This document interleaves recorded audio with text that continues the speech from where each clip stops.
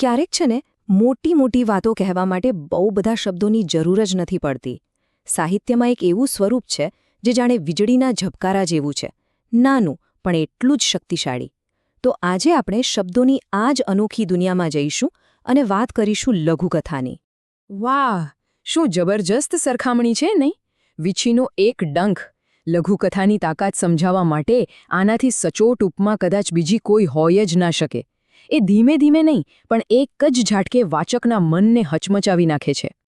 બસ આ જ સવાલ આપણને આજના વિષયના કેન્દ્રમાં લઈ જાય છે. ચલો તો પછી આમાં ઊંડા ઉતરીએ અને સમજીએ કે લઘુકથા કેવી રીતે ગાગરમાં સાગર સમાવી દે છે. કોઈ પણ વસ્તુને સમજવી હોય ને તો પહેલાં એ શું છે અને ક્યાંથી આવી એ જાણવું બહુ જરૂરી છે. તો ચાલો સૌથી પહેલાં લઘુકથાની વ્યાખ્યા સમજીએ અને એ પણ જાણીએ કે ગુજરાતી સાહિત્યમાં એને કોણે સ્થાપિત કરી. તો આનો મતલબ શું થયો? સીધી સાદી ભાષામાં કહીએ તો લઘુકથા કોઈ લાંબી પહોળી વાત નથી કરતી. એ તો જીવનની કોઈ એક નાનકડી પણ દિલને સ્પર્શી જાય એવી ક્ષણને પકડી લે છે. અને અહીં 3 શબ્દો ખાસ યાદ રાખવા જેવા છે: ક્ષણ, ટૂંકાણ અને અંતમાં આવતો એક ઝટકો. હવે જો મોટાભાગના લોકો છે ને એ લઘુકથાને ટૂંકી વાર્તાનું નાનું વર્ઝન સમજી બેસે છે, પણ એવું બિલકુલ નથી. નવલકથા આખું જીવન બતાવે, ટૂંકી વાર્તા કોઈ એક પ્રસંગનું વર્ણન કરે, પણ લઘુકથા એ તો બસ એક જ ક્ષણની વાત કરે છે. અને એટલે જ એ પોતે એક સ્વતંત્ર અને સંપૂર્ણ સાહિત્ય સ્વરૂપ છે. દરેક સાહિત્ય સ્વરૂપને કોઈક તો એવું હોય જ જેને ઓળખ આપે, એને લોકપ્રિય બનાવે. તો પછી સવાલ એ થાય કે ગુજરાતી સાહિત્યમાં આ શક્તિશાળી સ્વરૂપના પ્રણેતા કોણ હતા? એમનું નામ છે શ્રી મોહનલાલ પટેલ, એક કેળવણીકાર અને લેખક, જેમણે ગુજરાતી સાહિત્યને લઘુકથા જેવી અદ્ભુત ભેટ આપી. એમને જ આ સ્વરૂપના જનક માનવામાં આવે છે, કારણ કે એમણે જ એના લક્ષણો બાંધ્યા અને એને એક આગવી ઓળખ અપાવી. સારું, તો હવે આપણે એ જાણીએ કે લઘુકથા બને છે કેવી રીતે. એના એવા કયા મુખ્ય ભાગો છે જે એને આટલી પ્રભાવશાળી બનાવે છે. ચાલો આપણે લઘુકથાના બંધારણનું, જાણે કે એનું શરીર વિજ્ઞાન ઊંડાણથી સમજીએ. લઘુકથાનું પહેલું અને સૌથી દેખીતું લક્ષણ છે એનું કદ, એટલે કે લઘુતા. એ નાની હોય છે, ક્યારેક તો માંડ અડધા પાનામાં આવી જાય. પણ યાદ રાખજો, એનું કદ નાનું છે, પણ એનો ધમાકો બહુ મોટો હોઈ શકે છે. લઘુતા પછી આવે છે લાઘવ, અને સાચું કહું તો આ જ લઘુકથાનો પ્રાણ છે. લાઘવ એટલે બિનજરૂરી વર્ણનોને કોઈ સ્થાન નહીં. અહીંયા એક પણ શબ્દ ફાલતુ ન ચાલે.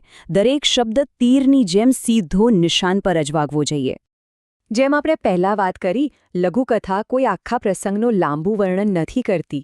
એ તો જીવનની કોઈ એવી ખાસ ક્ષણને પકડી લે છે જે પોતે જ એક સંપૂર્ણ અનુભવ બની જાય. અને આ એક જ ક્ષણ વાચકના મનમાં કાયમ માટે ઘર કરી જાય છે.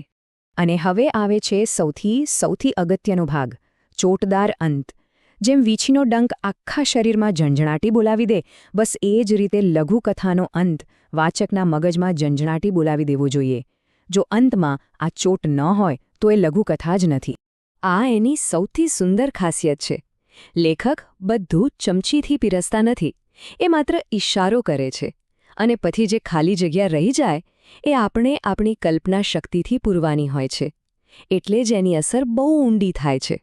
અને છેલ્લું લક્ષણ છે એની એકદમ સીધી અને સચોટ ગતિ. અહીં પાત્રોની ભીડભાડ નથી હોતી કે વાર્તા આડીઅવડી પણ નથી જતી. બસ એક જ દિશા, એક જ લક્ષ્ય, પેલા ચોટદાર અંત સુધી પહોંચવાનું. તો આપણે લઘુકથા શું છે, એના પ્રણેતા કોણ છે અને એના બંધારણના 6 મુખ્ય લક્ષણો કયા છે એ બધું જોયું. હવે આ બધી વાતનો સાર શું છે અને એ આપણા માટે શું અર્થ રાખે છે એના પર એક નજર નાખીએ. આપણે જ્યાંથી શરૂઆત કરી હતી એ જ વીંછીના ડંખવાળી વાત પર પાછા આવી ગયા છે. લઘુતા, લાઘવ, ક્ષણનો મહિમા, સૂચકતા, મર્યાદિત પાત્રો, આ બધું જ માત્ર એક જ કામ માટે છે: અંતમાં એક એવી ચોટ મારવી જે આપણને વિચારવા પર મજબૂર કરી દે. આ બધું જાણ્યા પછી એક સવાલ મનમાં ચોક્કસ થાય છે.